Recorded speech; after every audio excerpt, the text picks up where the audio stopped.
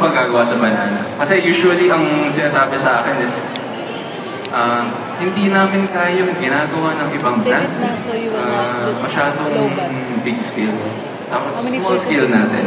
Kunwari, nagbibenta lang kayo sa akin, no? And in terms of solution, like, paano kaya? And ang example today, in terms of this session, no, is not actually the first thing you would think of. Diba? Usually, what would it be? Like, bibigyan natin ng pangalan yung banana. Lalagyan natin ng brand name. Lalagyan natin ng logo. Diba? Ipapackage natin. Diba? And right now, I'll give you, hindi lang naman to yung only example, but this would be one of the examples that you can creatively brand your products. So the solution would be, well, the solution for now would be stickers. Yes, stickers. So, kunwari, this is for our example in terms of bananas. As said again, branding is not a logo.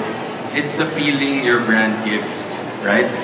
So, in terms of our example, let's say, in terms of costing, diba? Like, di naman mahal magpagawa ng sticker.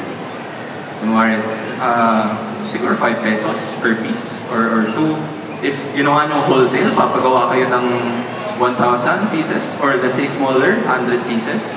Bababa pa yung presyo niyan.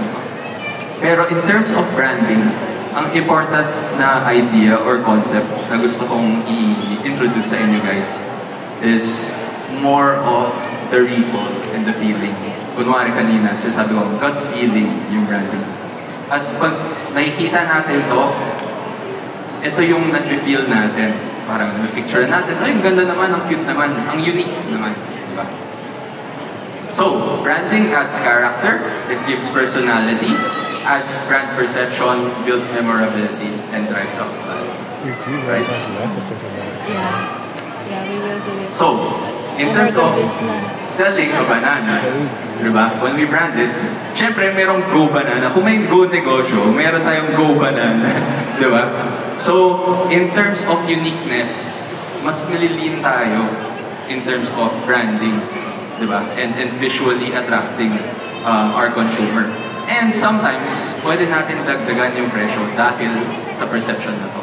So, kunwari, bibenta nyo ng 15 pesos yung isa naman, mabibenta natin ng 20. And that's wherein we can drive up value of our products also as MSM. That's all. So, as I wrap up, here are 3 simple and actionable branding tips for USMEs. So, find the differentiation, find a way to stand out in the market. No? So, stand out than rather be similar to everyone else. Kung lahat gumagawa ng sticker, gawin nyo naman, kami lang yun, kunwari, slice na bananas. Diba? Kami lang yung hindi mo na kailangan i-peel. It's there, ready to serve. Diba? Or repackage it na parang may kasamang marshmallow yung banana. Diba? These are all strategies of differentiation. Lastly, of course, be consistent as who you are as a brand. Meaning, kung yun yung niche na pinipili nyo gawin, kunwari stickers, kailangan consistent yan. Kung mag-expand kayo to other fruits, let's say apples, strawberries, stickers would be the main distinction also. Para alam natin na, ay, sa kanila din yan, kahit iba yung produkto, pero yun yung signature look, nalalaman ng tao na, yun yung brand. Yeah. So, just an extra 5 bonus tips as I wrap up. One would be, kailangan laging consistent ang ating brand style in terms of, let's say, logo use, colors, diba, mga font na gamit nyo. Second is, palaging kailangan may personality ang brand. Paano ba tayo makipag-usap sa consumer? Fun ba tayo? Diba? Approachable ba tayo? Third would be, of course, social media presence. Being active will always put you out there. At di natin alam, kahit kunwari, 2 likes, 3 likes lang yan, pero actually, if tinignan nyo yung engagement in terms of views, may nakakakita yan. Hindi lang nila like, hindi lang sila nagko-comment, they just see it. And that is good exposure. Fourth, of course, packaging. Let's say, for example, the stickers is an addition for your value perception. And lastly, always interact with your consumers. Pag tinag kayo sa social media, share nyo yan. Pag nasa trade fair kayo, may mga nakakausap kayong customers na bumibili ng product, kausapin nyo.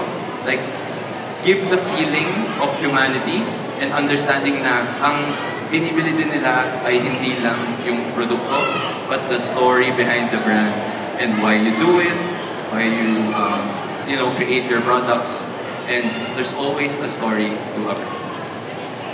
Ayun.